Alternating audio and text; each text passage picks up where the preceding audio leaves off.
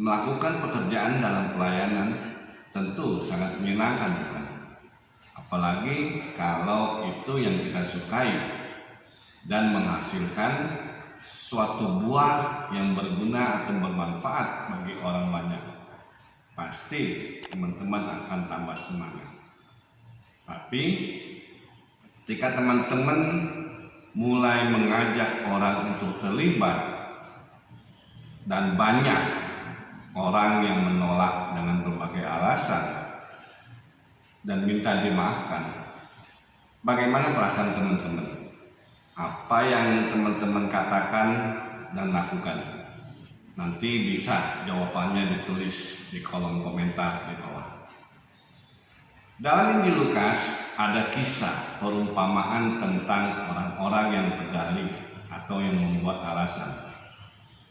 Apa yang bisa kita ambil hikmahnya dari cerita tersebut? Yuk kita baca perikopnya. Tapi sebelum baca, jangan lupa tombol subscribe-nya dipencet. Ya, itu yang di bawah warna merah. Sip. Terima kasih.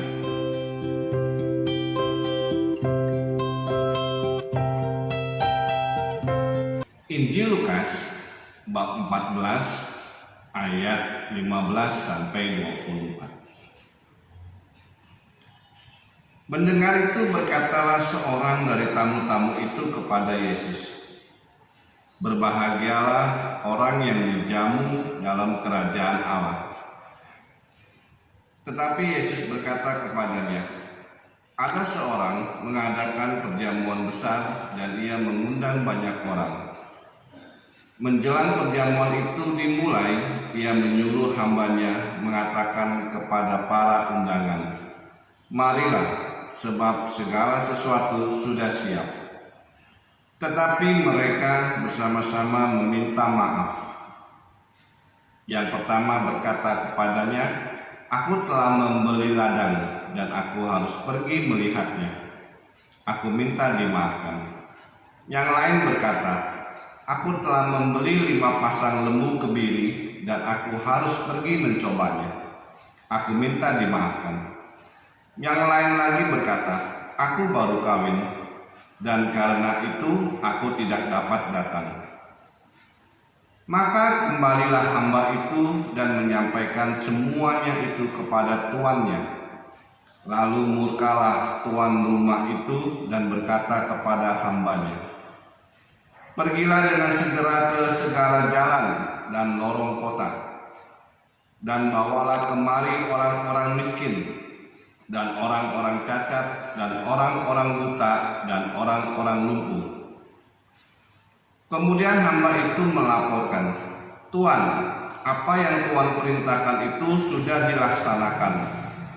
Tetapi sekalipun demikian masih ada tempat.' Lalu kata tuan itu kepada hambanya, 'Pergilah ke semua jalan dan lintasan dan paksalah orang-orang yang ada di situ masuk, karena rumahku harus penuh. Sebab aku berkata kepadamu, tidak ada seorang pun dari orang-orang yang telah diundang itu akan menikmati jamuanku.'" Demikianlah Injil Tuhan. Terpujilah Kristus. Dalam kisah ini diceritakan ada seorang tamu yang pertama-tama mengungkapkan kepada Yesus, "Berbahagialah orang yang akan dijamu dalam kerajaan Allah."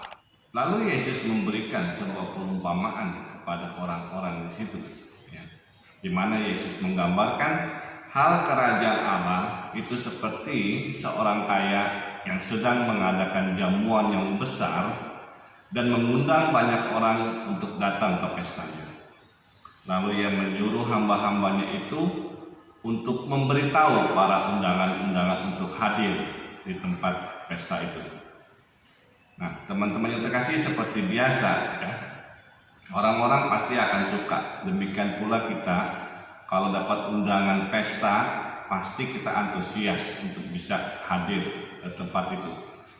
Apalagi ini yang mengadakan pesta orang kaya, tentu saja dengan identik makanan enak dan tempat yang bagus. Nah, namun dalam kisah ini respon orang yang diundang justru sangat mengejutkan dan mengecewakan. Kenapa? Karena mereka malah menolak undangan tersebut dengan berbagai dalih atau alasan.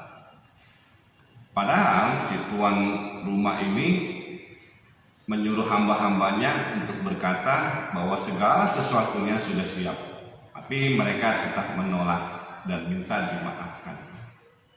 Hal-hal apa yang membuat orang-orang itu menolak undangan? Ya, kalau kita baca kembali ayat 18 sampai dengan 20, di situ dikatakan, aku telah beli ladang dan aku harus pergi lihat. Aku telah beli 5 pasang lembu kebiri dan aku harus mencobanya. Dan aku baru kawin. Kalau kita merefleksikan dalam kondisi sekarang, membeli ladang itu bisa diartikan dengan kekayaan. Oh, aku baru beli toko, jadi aku nggak bisa datang. Aku harus melihatnya. Begitu juga dengan membeli 5 pasang lembu kebiri, itu mau diartikan pekerjaan. Oh, saya nggak bisa, saya sibuk dengan pekerjaan yang harus saya kerjakan. Mohon maaf. Lalu yang ketiga alasannya, aku baru kawin. Ini bisa berarti tentang keluarga. Oh, saya nggak bisa, anak saya masih kecil-kecil, dan saya nggak bisa meninggalkan rumah. Nah, inilah 3 alasan di mana yang bisa kita temukan atau kita dapatkan ketika kita mau mengajak orang untuk terlibat dalam pelayanan. Maka kembalilah hamba-hamba itu dengan mendengar alasan dari mereka, lalu melapor kepada tuannya.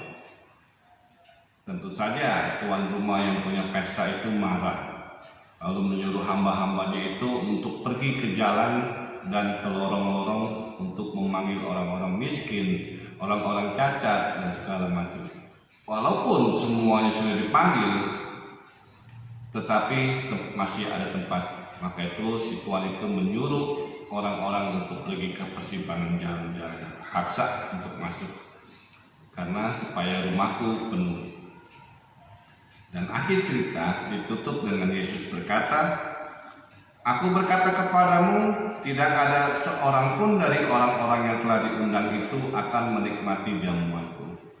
Nah, perkataan Yesus itulah yang mau dikatakan bahwa orang-orang Israel dan orang-orang Yahudi itu merupakan para undangan pada saat itu.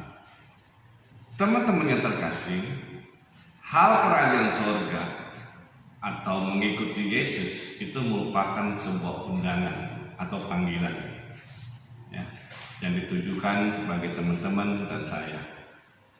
Tidak ada unsur paksaan, tapi dibutuhkan kerelaan hati untuk mau mengikuti Yesus. Lalu bagaimana cara kita menanggapi panggilan tersebut? Mendapat undangan pesta, tentu saja selayaknya kita berpakaian pantas, ya. Dalam arti kita berpakaian pesta, tapi bukan berarti kita pakai baju bagus atau apapun. Tapi yang mau dikatakan pakaian pesta adalah pakailah baju ketaatan, kejujuran, dan kekudusan. Di mana ketaatan, ikutlah teladan Yesus yang taat sampai mati. Yang kedua, kejujuran. Hiduplah dengan cara sederhana dan penuh syukur atas berkat-berkat yang sudah kita terima dari Tuhan. Yang terakhir, dengan pakaian kekudusan, hendaklah kita ini kudus seperti Bapa adalah kudus. Nah, sebagai refleksi kita bersama, maukah kita datang kepada Yesus dan menerima undangan keselamatan yang sudah disiapkan? Renungkanlah. Terima kasih, Tuhan memberkati.